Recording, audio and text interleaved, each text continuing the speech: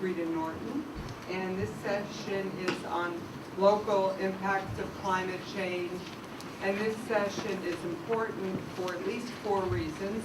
One is that we need to be looking at our underserved communities in terms of social justice and broadening the amount of engagement we have on this topic. We need to look at livable communities for all and making those communities healthy. We again need to look at public opinion and how we increase public support. And we need to recognize and find models for local initiatives and leadership. And I think we'll be able to cover those topics very well with the panelists that we've brought together for you to hear right now. With that, I wanted to also mention that many of the leads are taking leadership on this topic. And I am from the San Jose, Santa Clara region, and we've just begun a working group to understand the topic better in terms of what we could do with our local elected officials and our local governing bodies. And to this point, we have decided to do a survey of elected officials, and we put together 2 questions that follow each other that may be useful, and these are suggestions. And the first question would go like this when you're interviewing your local elected official.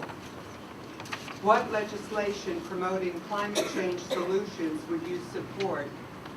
And then the follow-up question would be, what plans for outreach and voter engagement on educating for adoption of climate change programs would you endorse? So we will be using those questions in interviews with elected officials, and we'd love to share your experiences in doing the same. And with that, I'd like to introduce our first speaker, and that would be Jenny Bard from the American Lung Association. Thank you, and it's great to see everyone here and staying after lunch especially. I just want to note that my mother was a lifelong League member from Ventura County, and she always told us she had 4 children. I'm the youngest, and that the League kept her sane during those early childhood years. And I now belong to the League in Sonoma County, and I just want to give a shout out to Willard Richards, who I met early on, founder of Sonoma Technology, which is an amazing air quality, air monitoring, air assessment organization in Petaluma. So I wanted to start out with this fact right here, which is kind of not, we don't expect to see this in California for sure, but this was a study that was just done by Yale University in partnership with George Mason University, which has done amazing work on climate change and attitudes about climate change. And they found that 1 in 4 people could actually name one health problem to be related to global warming. Only 1 in 4 could come up with one health impact caused by climate change. And 10% said there were no impacts. We have a lot of work to do. So when we talk about climate change and health, the Lung Association talks about the current crisis that we already have related to air pollution and health impacts. Air pollution and climate health are directly related. And some of the key, I'm sorry, I'm learning with these slides which ones work and which ones don't. But you can just see a brief list there of all of the impacts caused by air pollution. At the top, the most serious, of course, is premature death. And we'll talk a bit more about that.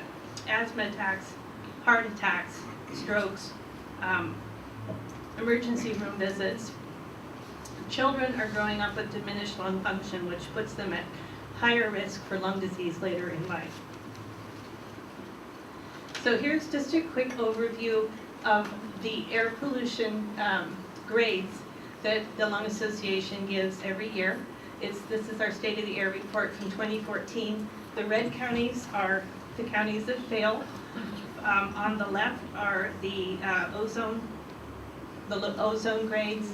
The middle one is we call the daily particle pollution. That's the amount of small particles you're breathing over a 24-hour period. And the left one, or the right one, is for the annual standard, how much you're breathing day in and day out. Despite decades of significant improvements. California is still a long way from meeting its clean air targets. Too many people are breathing polluted air in California. Now, this is brand new information, and I enlarged the Bay Area numbers, even though it doesn't have the biggest impact compared to other counties. I wanted you to see that the California Air Resources Board has just released the numbers of premature deaths caused by exposure to particle pollution in California annually, and the Bay Area's portion of those deaths is 850 a year, with a value of 6.2 billion, and that's basically lost productivity. In the Bay Area, exposure to PM 2.5, which is the smallest particles, is by far the leading health risk from air pollution. It accounts for more than 90% of premature mortality related to air pollution. Now, the Bay Area has also done an analysis of all the impacts, not just premature death, but from breathing pollution, which could be anywhere from asthma attacks to exacerbations of lung disease. And that value that they have looked at, if we reduced pollution in the Bay Area, there would be a benefit of $13.5 billion. Okay, this is a graphic of climate change and public health. The center, the sun, the heat, the climate change. As the rings go around, we are looking at everything from ozone at the top to asthma and allergies going around the circle clockwise, particulate pollution, heat waves, wildfires, hospitalizations and premature deaths, and of course vulnerable populations, which you're going to hear about next. Climate change impacts are being felt now. This winter in the San Joaquin Valley, we saw literally hazardous levels of air pollution caused by stagnant, dry weather. The Bay Area this year, as you know, had an unprecedented 20 spare the air alerts. Again, drought conditions were trapping the pollution close to the ground. A newer disease related to drought is valley fever in the Central Valley. Due to drought conditions and dust, the spores are becoming airborne. You may have read that the skin tests conducted by California prison officials this month showed thousands of inmates have been exposed to valley fever. And just from the heat, another Bay Area statistic, according to Dan Kahan, Director of Climate Research for the Division of Scripps Institution of Oceanography, annual average temperatures in the Bay Area are expected to increase between 3.5 and 11 degrees Fahrenheit by 2050. Depending on location, obviously inland uses are going to have higher impacts. And what they have found is that the Bay Area may be particularly vulnerable because the population is not well adjusted to the higher temperatures and existing infrastructure not well suited for adaptation. Thank you. So this, obviously, ozone is a huge climate contributor as well as a pollutant with widespread impacts on human health. With increased heat, we see increased ozone formation. And these are slides showing Riverside on the left and Fresno on the right. Just know the bottom line goes up in heat, and the top line and the one going up goes higher in ozone levels. This is fine particulate matter, and there's so much I can say about this, but the main thing is looking at the, as I said earlier, fine particle pollution is the single largest health risk for air pollution in the Bay Area. And the opportunities for reducing fine particulate matter are huge and will have multiple co-benefits. Diesel is a primary, so diesel pollution, which is a fine particulate matter source, is also the primary source of black carbon, which you've heard about being now, we know, the second largest contributor to global warming behind carbon dioxide. Black carbon has a lifespan of only about 2 weeks. It also has, as you just heard, the hugest health impacts. So there is a lot of recognition that if we can dramatically reduce our black carbon and our particle pollution, we're going to have immediate health benefits, immediate health climate benefits, and reduce a lot of the harm caused by this very serious pollutant. You're going to hear more about vulnerable communities. I'll just skip right over that. But that is one of the most important things to know from the standpoint of exposures of air pollution. Our vulnerable communities, our children, the elderly, those with lung and heart disease, the poor, who are most likely to live nearest the largest source of pollutants, are the most impacted. You heard about AB 32. We consider that California's premier public health law. And I only have 2 minutes, so I'll move on. All the major health, this is a study that we did showing the benefits of our clean fuel policies in California and billions in health cost savings. These are major statements by health organizations on the urgent need to address climate change now. We have the American Academy of Pediatrics, American Nurses Association, and the California Medical Association. As you heard earlier, we also face huge opposition from moving forward with a cleaner, healthier energy future.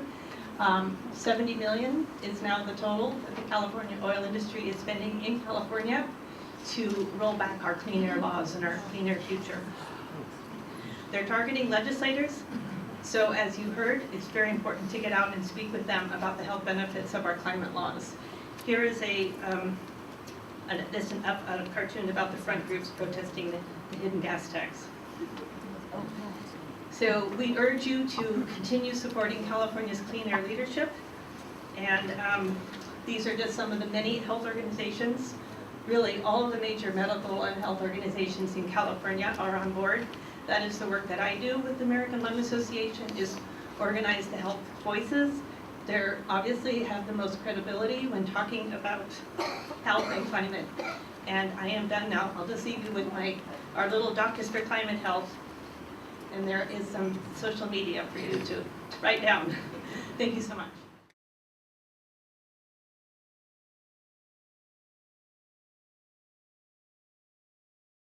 Thank you to Linda Craig, to Sherry, and to all of the League of Women Voters. I'm so proud to be a member of this organization and on the board of the West Contra Costa County League, and as well as the Air Quality Commission in El Cerrito. And what I'd like to do today is take us in a slightly different direction in terms of just how we've been talking about this. I'd like you to meet some of the frontline communities who are not only being impacted by climate change, and we know that vulnerable communities are the first and the hardest hit in any extreme weather events or in the gradual processes of climate change. So I want to kind of take you to the front lines of what is happening and some of the successes that are going on as vulnerable communities are actually offering leadership in this movement, not just being impacted, but actually leading many of the innovations that are going on.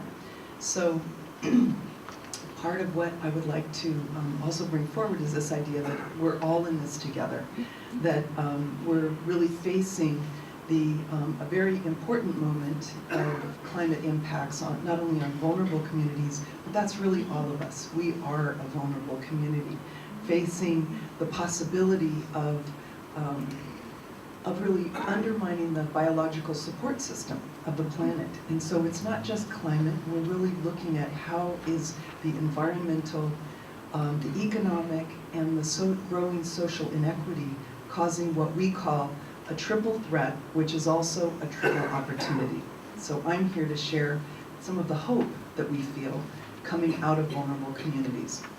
Some of this work is documented in our new publication, Climate Justice, Frontline Stories from Groundbreaking Coalitions in California.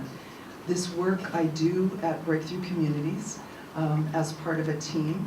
Carl Anthony, many of you know, is a living legend in the Bay Area and internationally in the environmental justice movement, and he's hard at work at his new book, The Earth, the City, and the Hidden Narrative of Race.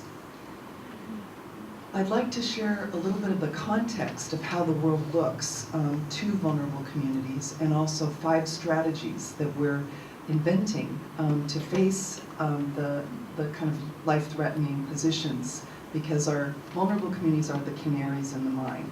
They're the ones who feel it first, feel it hardest, and they are actually in a position to give warning signs to all of us. So here we are on this planet Earth, and what time is it? We're really reevaluating how our budgets are impacting our investments internationally and locally, and how they also compromise our ability to respond, not only to major weather events, but also to the gradual processes that are going on. We are, in our ecological footprint, exceeding our carrying capacity, and we are facing a number of droughts, fires, other things that Jenny brought up to us. And a way that community groups are responding involves what we have come to call the compass, ways of responding when you have something about to hit you, whether it's living in Cancer Alley in the half-mile surrounding Chevron, or you've just been impacted by a weather event like in Katrina. How do you go about responding to that? Also, when you're facing day-to-day life threats, how do you then take on something like climate that sounds so far away? So in vulnerable communities that we work with and that we're a part of, the face of climate change isn't a polar bear on an ice cap, even though that is also going on. The community groups that we work with see that children who are endangered in our inner cities are in fact the face of climate change, and their asthma rates going up, as Jenny told us about, are very much connected. And so we're working on sort of expressing and communicating with each other in a way that holds both of these. How do we hold the life support system and major species together with our own vulnerable communities? In many communities, the first way that we stand up is by saying no. There's something that's happening. It could be what we call spatial apartheid, places where we are separated by divides, such as bridges or highways that come through the center of our communities, and actually divide opportunity as well as geography. So here, I don't know if you can see these signs, and I'm not saying that this is sort of 101 North going towards Marin and Richmond, but for some of our communities, they might consider life like that there's sort of a choice that people want green space, and they're being left with the toxics and the burdens of open space and of a different kind of quality of life. So we're all in it together. It's so amazing that we're here for this inter-regional gathering, because we see that unless we learn to work together as regions, we're not going to reach the scale of solutions that we need. So as we look at sprawl and the flows of suburbanization of poverty that's going on, we see that all of us are now in this together, so that the fire over Chevron affected everyone in the Bay Area, but of course it impacted communities immediately around that the hardest. And how community groups are rising up is saying no. So that's the second stage of change here.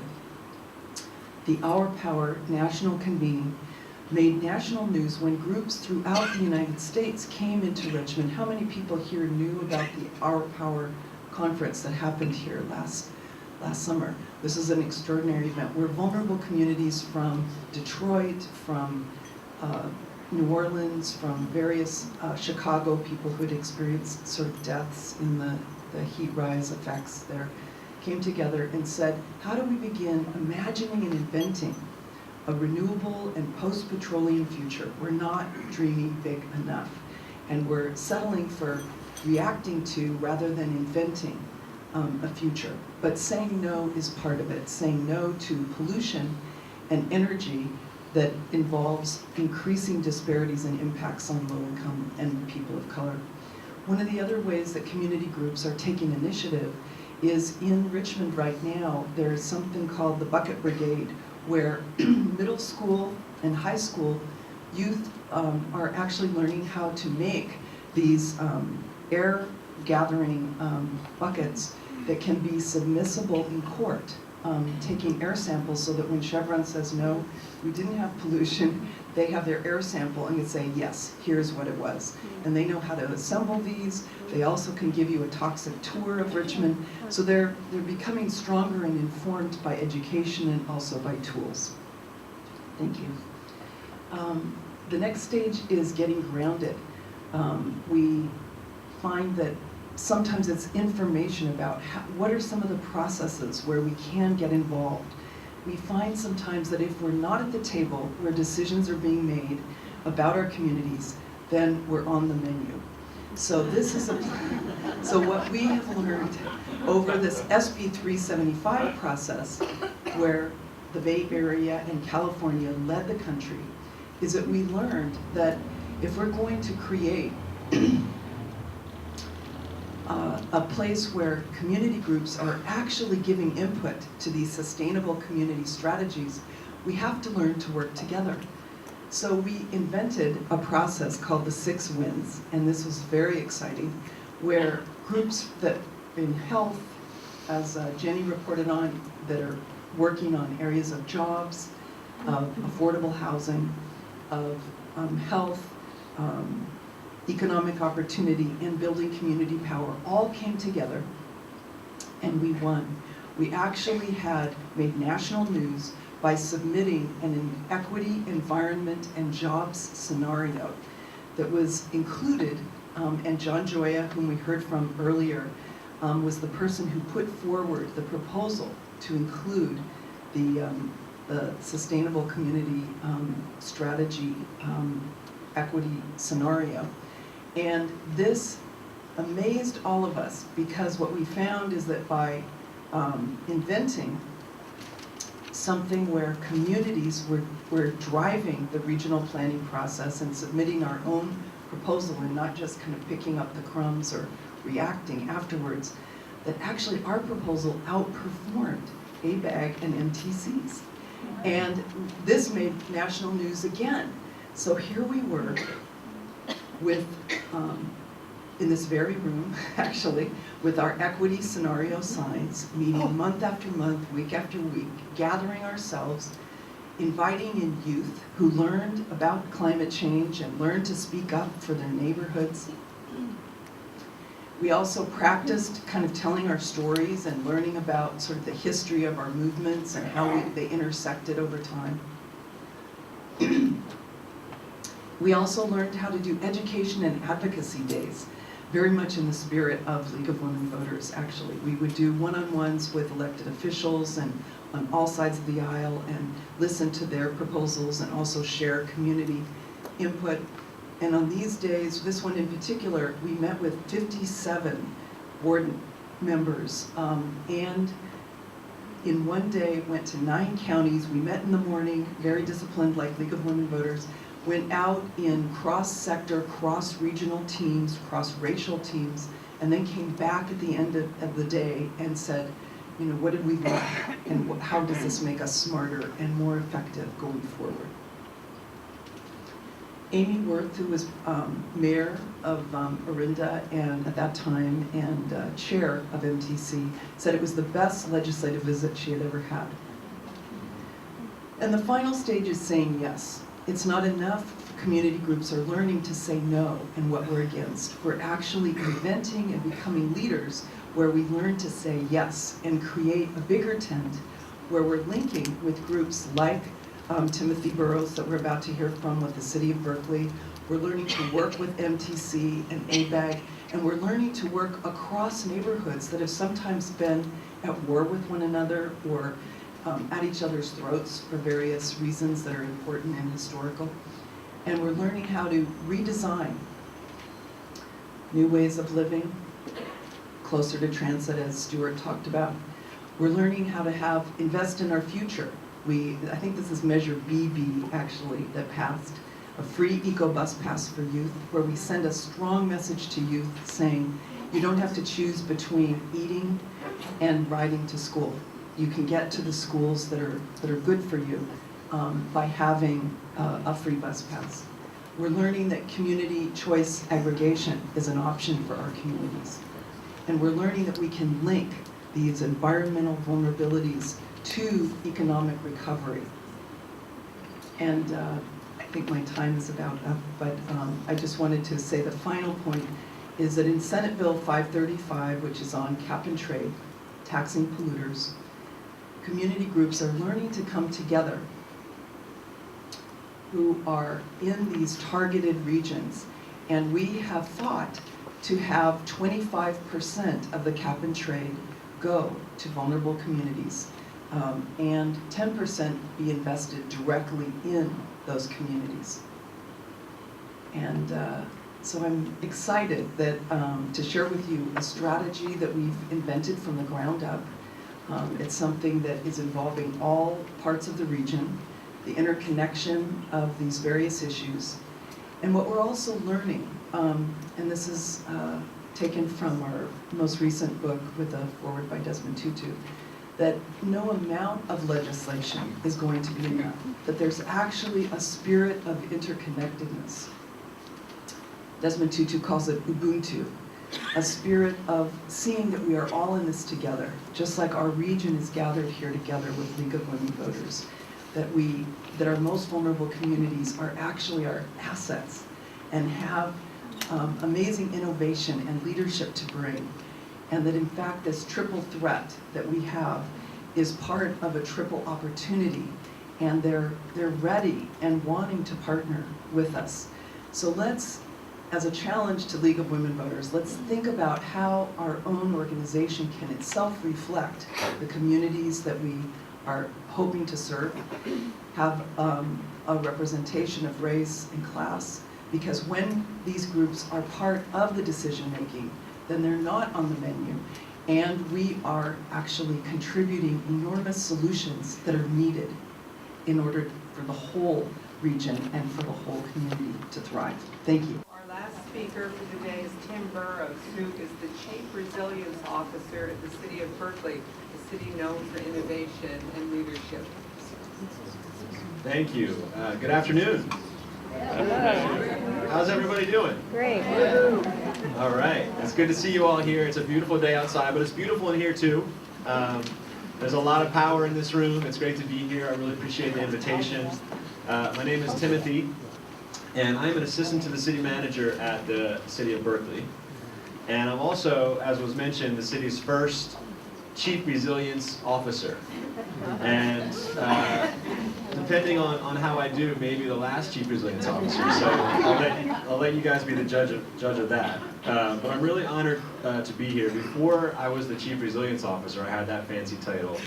I managed the City of Berkeley sustainability programs with a lot of focus on energy efficiency and renewable energy financing. And I also led the development of Berkeley's Climate Action Plan.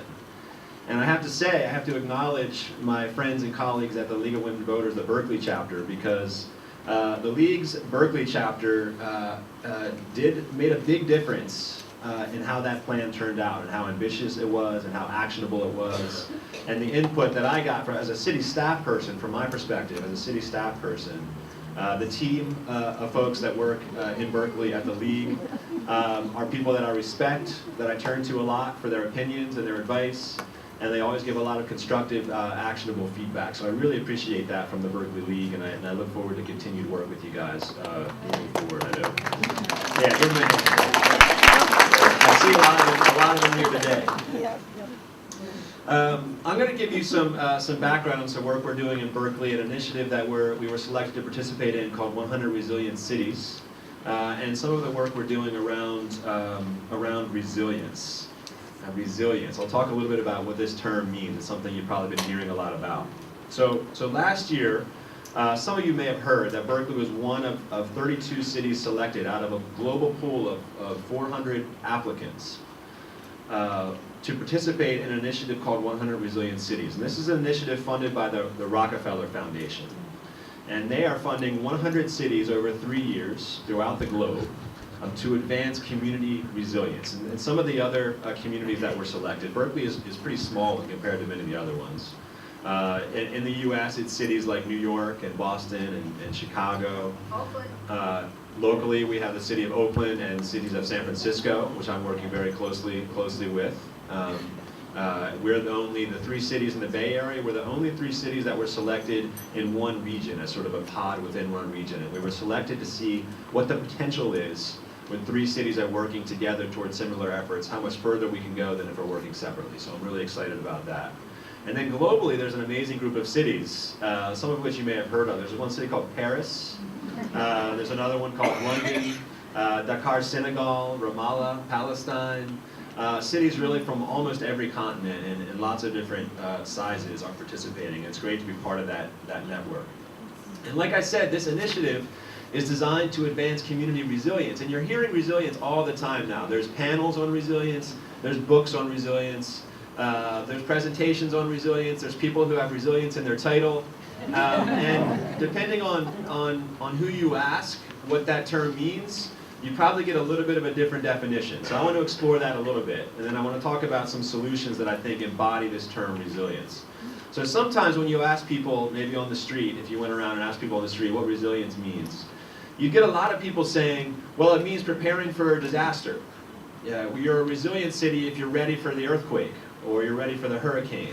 You can bounce back quickly from a disaster. You're robust, you're resilient, you bounce back quickly, there's redundancy in your systems. And when a disaster hits, you bounce back quickly, you're prepared. That's one answer that you often get. Another context for resilience, I think, is in climate. And you hear people actually say climate resilience. And when people say climate resilience, I think mainly what we're talking about is a preparedness for the impacts of climate change, like drought and heat and fire.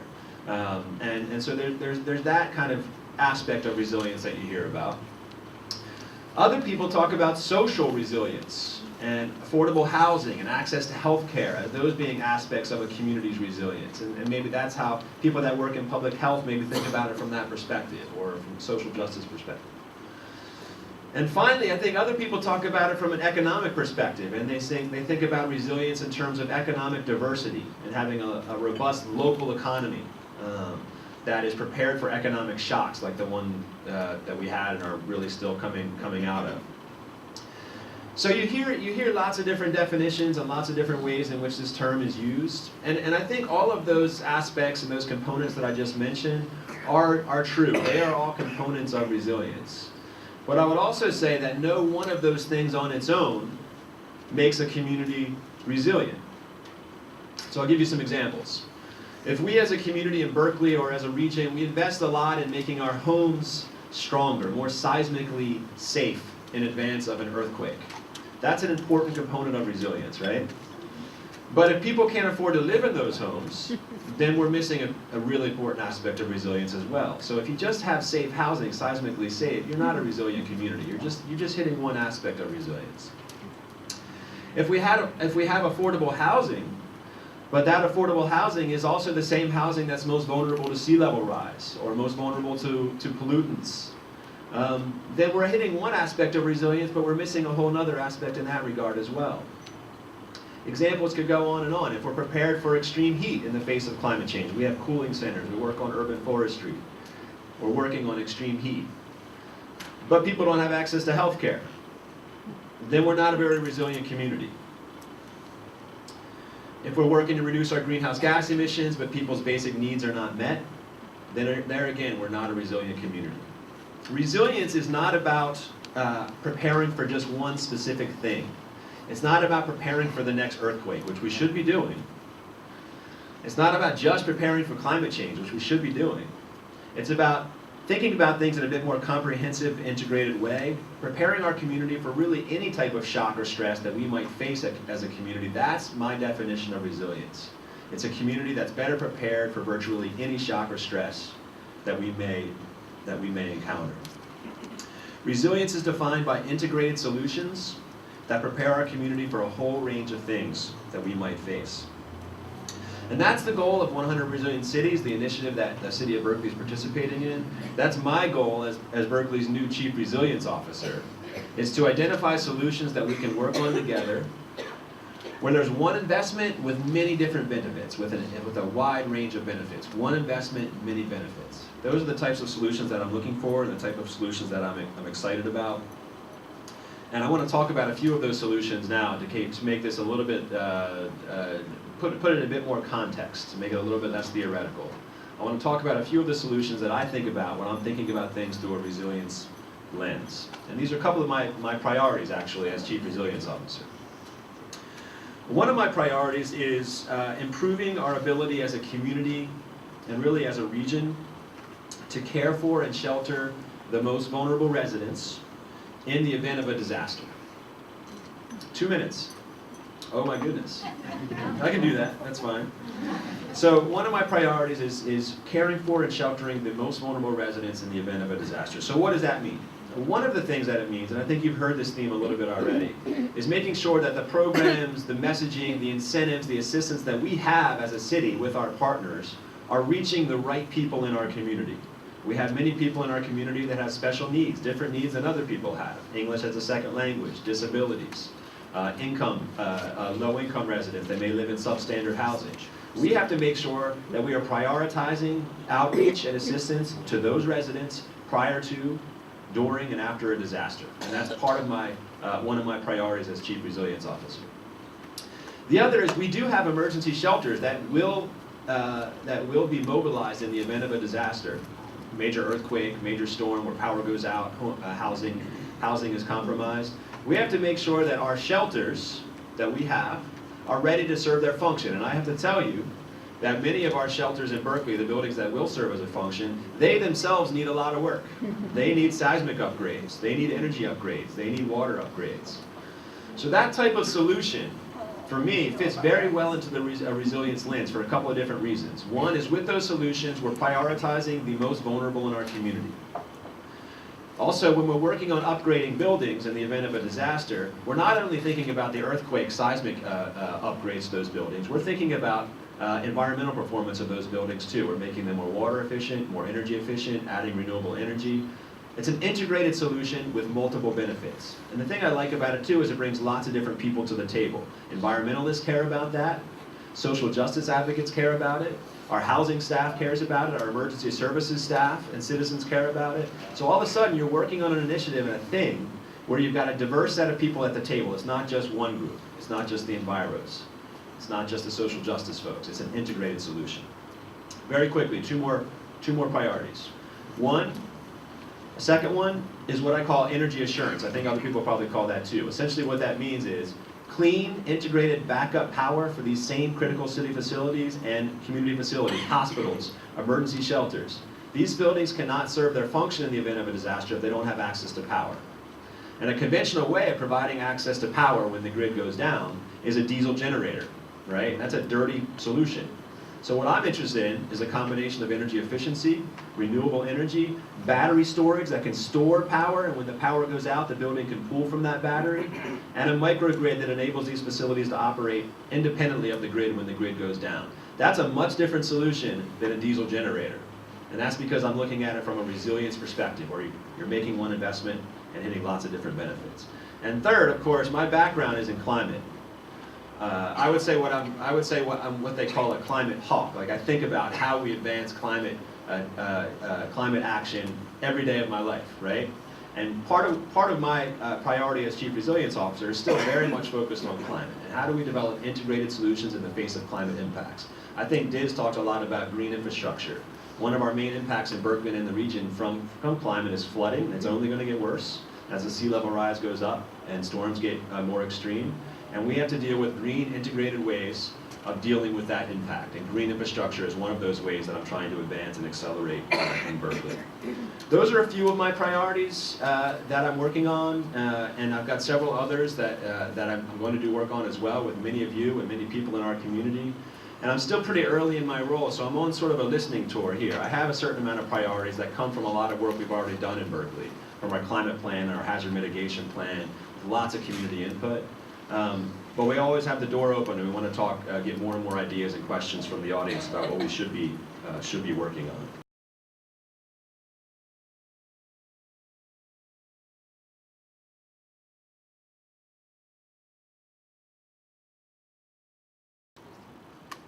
Okay, I think I'll direct this next question to Timothy, and it's about solar on homeowners' property.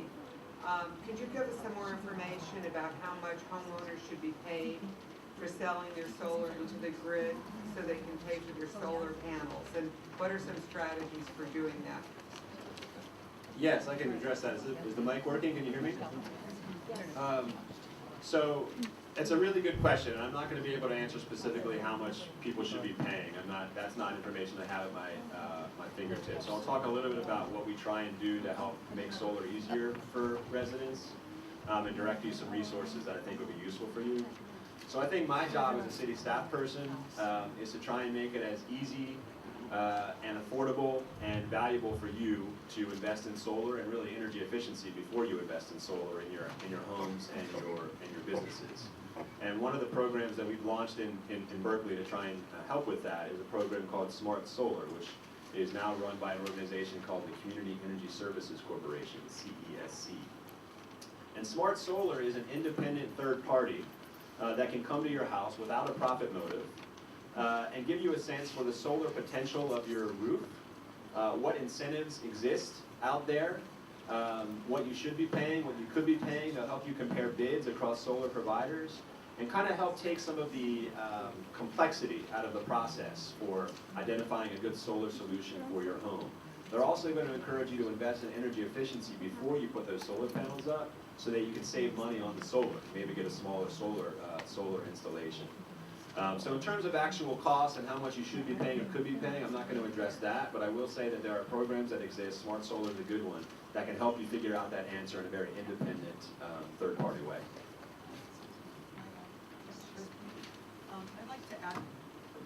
I'd like to add to Timothy's strong response there by saying, as we think about the costs of these things, we want to think about how are we actually building this resilient community by the choices that we're making. And when we think about the energy conservation and the whole sort of arc of work that can generate in our communities, it's work that's local, it's work that can be done by youth, can be done by communities of color, and generating new jobs. From every aspect of that arc, we can begin thinking about conservation as an investment that builds that resilient sort of immune system in our communities so that we have youth that are seeing a kind of future for themselves by being able to have a job over the summer, or do an energy audit, or help install a solar roof panel. So it's more than energy savings on our roofs or energy that's going back into the grid. It's also what's the investment that we're making in our future for our resiliency and our co-benefits.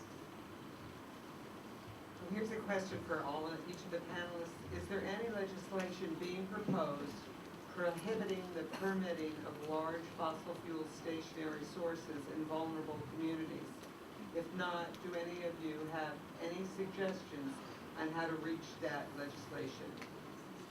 Well, that's another good question that I probably don't have a direct answer for, but I will talk to that point more generally. I'm not aware of any specific legislation prohibiting large fossil fuel plants.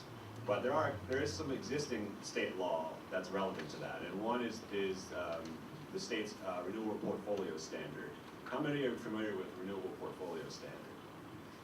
Okay, good, maybe about 25%. So the Renewable Portfolio Standard requires that all utilities within the state of California provide 33% of their electricity from green sources like solar, small hydro, biofuels, things like that. So by 2020, each of the major utilities, all of the utilities in California, have to achieve 33% of a green energy mix. I think PG&E right now, is about 20%. Is anybody here from PG&E?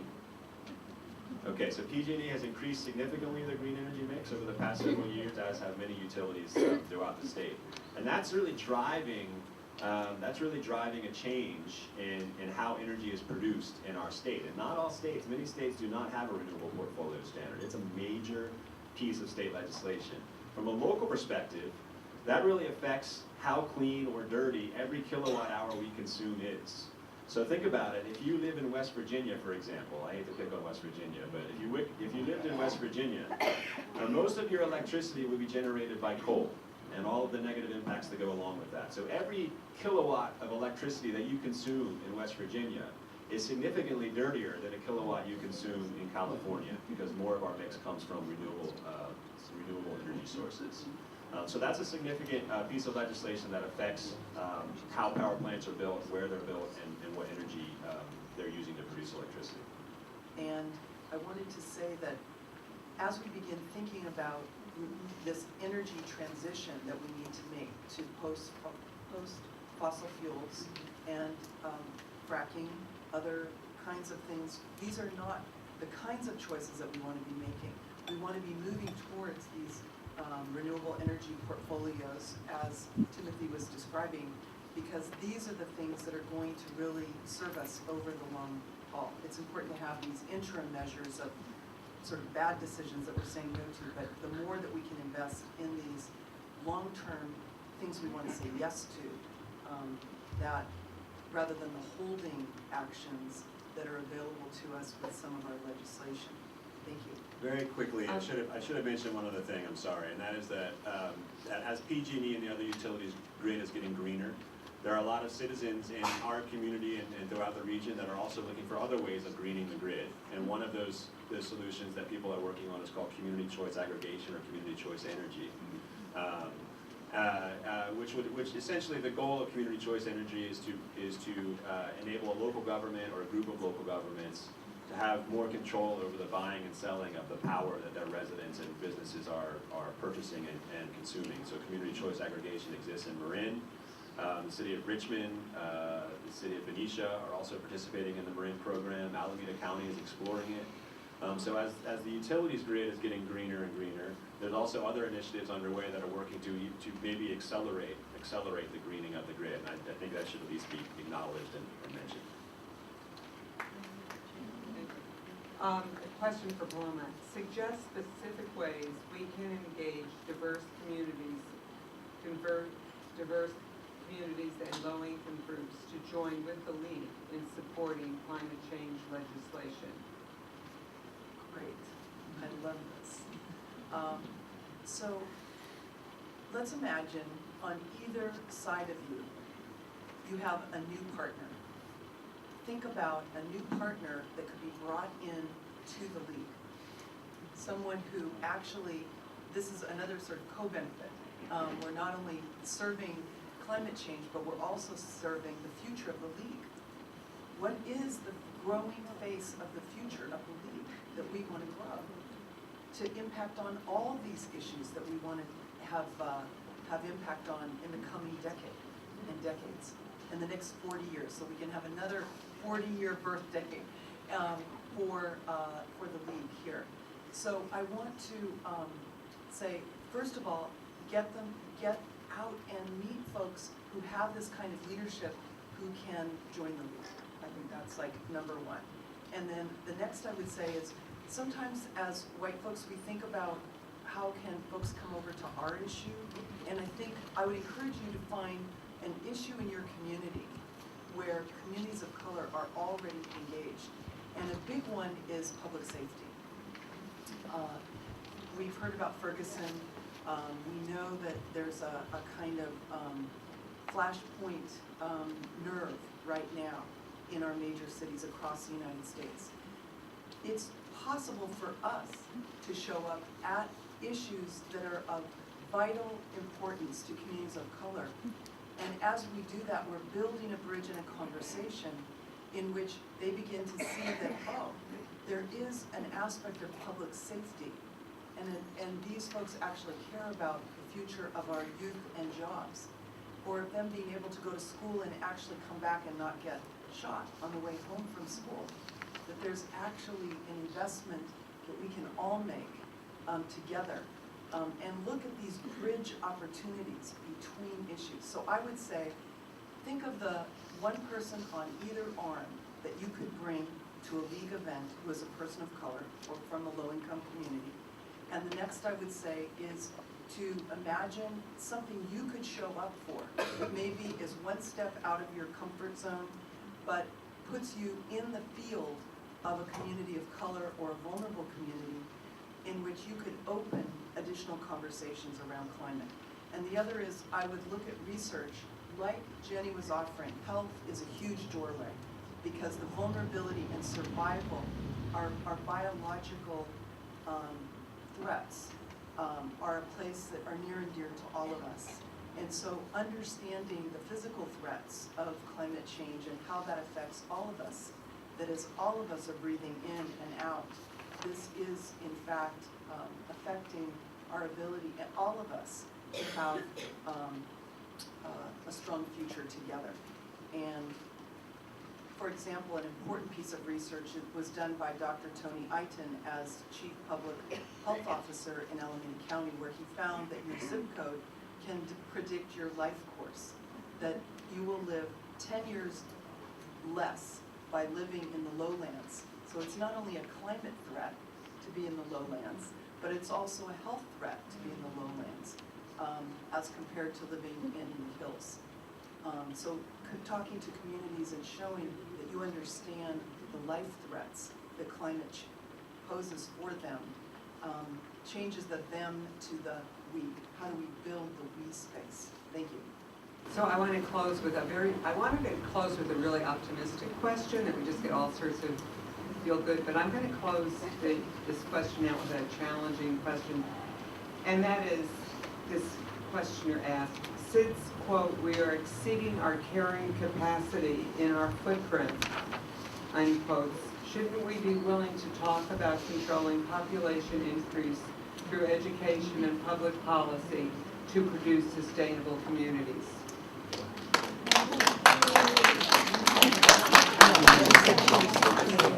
I guess I'll go first on that one. Yeah, that subject is, I guess I could talk personally about it, but since I'm here representing the American Lung Association, we haven't taken that up as an issue. Rather, our focus is really educating the public and reaching out to the public on all of the ways that they can help reduce air pollution and fight climate change. And I just want to go back to your important point of really the answer is building bridges to all of our communities to get involved, because that's the only way we're going to be able to address this collectively. I agree that the health issues that our most vulnerable communities are facing right now are immediate, and they are already going to the hospital for the air pollution exposures and other health impacts that they're experiencing. So it's a matter of tapping into that and providing that information to them, and hopefully getting more involvement in these communities around these issues. And as Paloma already said, they are involved. I think we have lots of opportunity here to connect a lot of different efforts. And the League, with its history in air quality policy going back so many decades, is a wonderful venue to help make that happen. So I'm not addressing your question, I recognize that, but I figured I'd take the time to make my last pitch around really thinking about health as the conversation we really need to be focused on in both the climate discussion and our immediate health impacts discussion. Thank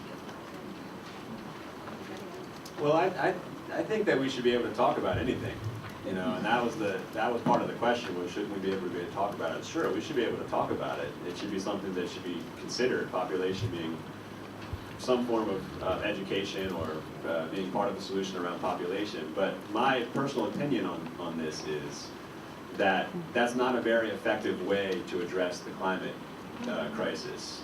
I think that the population issue is one that is so hard to make progress on. I think that there's so many personal decisions that are made around how many children one has. And certainly that can be affected by education, but if I was going to invest my limited time and capacity and ideas, I would invest them in how to make the current population more energy efficient and more reliant on clean energy and more reliant on alternative forms of transportation and things that benefit our community in lots of different ways. That's my personal opinion on it. I understand that we are above the carrying capacity. I understand that. I also understand that a lot of it is not about how many people we are. It's about how much the developed world consumes as compared to the less developed parts of the world where population is greater. So there's a lot of nuance in there. I think it should definitely be discussed. I don't understand why we have to be so sensitive about talking about it. I think we need to be able to talk about all the possibilities. I just personally don't think it's the best part of the way to invest our limited time and resources. Thank you, Timothy. I guess I want to throw down with this also in the area of when we look at that eco footprint slide that we had, when we look at the eco footprint of various countries and their populations, and then look at how many people they have and what they're consuming, we are really in trouble. We are the problem. And we have less people consuming way more than other countries. And what we also know from UN and other figures is that when we invest in women and women's education and the security and economic viability of communities, and the women and the women's education is actually one of the key factors that affects birth rates in developing countries. So I would say, let's look home first at our consumption rates. Let's be the message, let's be the change that we want to see. And let's abroad and internationally invest in women's education and women's security in their countries, because that affects birth rates in developing countries. Thank you all very much. We wanted to conclude the day with some positive things about what can you do, and you'll see in your packet behind the agenda, behind the biographies, there's a sheet called What Can I Do? And in fact, this sheet was approved by, it is posted on the League of Women Voters of California website, and so this is an approved list of things that you can do. One thing that the Air Quality District said to me when they gave us their display, they said, well, we hope you will encourage everybody to get involved in knowing what's in your local climate plan that your city or county has developed. That's a way that you at the local level can take action at your local jurisdiction.